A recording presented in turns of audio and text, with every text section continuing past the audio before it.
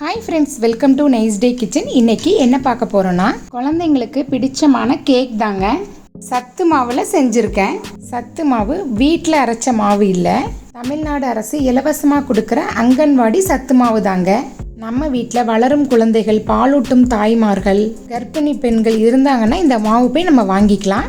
இந்த மாவு எங்கே கிடைக்கும்னா, நம்ம ஏரியாவில் இருக்க அங்கன்வாடியில் கிடைக்கும். இந்த மாவில் நம்ம உருண்டைகள் மட்டும்தான் செஞ்சு சாப்பிடுவோம். குழந்தைங்க அவங்க விரும்பி சாப்பிட்ற மாதிரி நம்ம செஞ்சு கொடுத்தா கண்டிப்பாக அவங்க சாப்பிட்டுக்குவாங்க. அதனால் கேக்காக செஞ்சு பார்த்தேன், சூப்பராக வந்திருந்தது.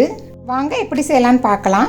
சத்து மாவு கேக்குக்கு பிளெண்டர்லாம் வேண்டாங்க, நம்ம மிக்சி ஜார்லேயே பண்ணிக்கலாம். ஃபஸ்ட்டு பார்த்துக்கிட்டிங்கன்னா மிக்சி ஜாரில் 1 கப் சத்து மாவு எடுத்துக்கோங்க. சர்க்கரை 1/4 கப் எடுத்துக்கோங்க. இந்த சத்து மாவு இனிப்பாக தான் இருக்கும், அதனால் நம்ம சர்க்கரை அளவாக போட்டுக்கலாம். இந்த ரெண்டையும் போட்டு அரைச்சிக்கலாம். சர்க்கரையெல்லாம் நல்லா பவுடர் ஆயிடுச்சு பாருங்கள். அடுத்து பார்த்துக்கிட்டிங்கன்னா பேக்கிங் பவுடர் 1/2 டீஸ்பூன் போட்டுக்கலாம். 1/4 teaspoon baking soda, 1 pinch salt போட்டுக்கோங்க. அடுத்து பார்த்துக்கிட்டிங்கன்னா 2 முட்டை எடுத்துக்கோங்க. Vanilla essence 1 teaspoon. அடுத்து 1 டீஸ்பூன் தயிர் போட்டுக்கோங்க. 1/4 கப் சன்ஃப்ளவர் ஆயில். லாஸ்ட்டாக பார்த்துக்கிட்டிங்கன்னா 3/4 கப் பால் எடுத்துக்கோங்க. காய்ச்சி ஆற வச்ச பால் தான். பால் வந்து ஃபுல்லாக போட வேண்டாம், பாதி போட்டுக்கோங்க. அரைக்கும் போது பால் பத்தலைனா போட்டுக்கலாம். நெக்ஸ்ட் பார்த்துக்கிட்டிங்கன்னா அரைச்சிட்டு வந்துடலாம். அரைச்சாச்சு. இதே மாதிரி திக்காக தான் இருக்கணும். நான் பால் பாதி தான் போட்டேன், மிச்சத்தை எடுத்து வச்சுட்டேன். உங்ககிட்ட கேக் டின் இல்லைனாலும் பரவாயில்ல, சில்வர் பாத்திரத்துலேயும் வச்சுக்கலாம். நான் குக்கரில் தான் வைக்க போகிறேன். இதே மாதிரி ரவுண்டு டின் எடுத்து ஃபுல்லாக ஆயில் அப்ளை பண்ணிக்கோங்க.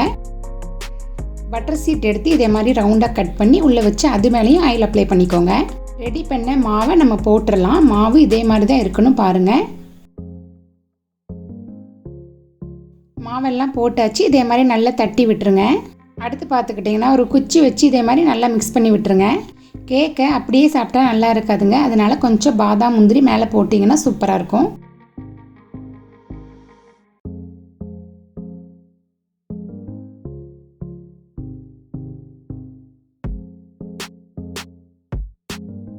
அவ்வளோதான், மாவு ரெடி ஆயிடுச்சுங்க.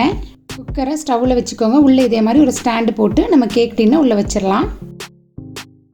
அடுப்பு அதிகமாகவே இருக்கட்டுங்க, கேஸ்கட் போட்டுருங்க. அடுத்து பார்த்துக்கிட்டிங்கன்னா மூடி போட்டு க்ளோஸ் பண்ணிடலாம். அடுப்பை கம்மி பண்ணி வச்சுருங்க. 15 நிமிஷம் கழித்து ஓப்பன் பண்ணி பாருங்கள். கேக் சூப்பராக வெந்துருச்சு. குச்சி வச்சு குத்தி செக் பண்ணி பார்த்துக்கோங்க. வெளியில் எடுத்து வச்சு நல்லா ஆறட்டுங்க. மேலே ஒரு துணி போட்டு மூடிடுங்க. நல்லா ஆறிடுச்சு. கத்தி வச்சு சைடெல்லாம் இப்படி எடுத்து விடுங்க. பிளேட்டில் மாற்றிக்கிட்டேன். கேக் சூப்பராக வெந்துருச்சு பாருங்கள்.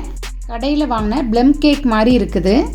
கட் பண்ணி பார்க்கலாம். கட் பண்ணும்போதே எவ்வளோ சாஃப்டாக இருக்குது பாருங்கள். 250 கிராம் சத்து மாவு நான் போட்டேன். ஆனால் பார்த்துக்கிட்டிங்கன்னா 1/2 கிலோ கேக் கிடச்சிருக்குது.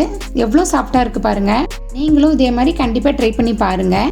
இந்த வீடியோ பிடிச்சிருந்தா லைக் பண்ணுங்கள், ஷேர் பண்ணுங்கள், மறக்காமல் சப்ஸ்கிரைப் பண்ணிடுங்க. தேங்க்ஸ் ஃபார் வாட்சிங்.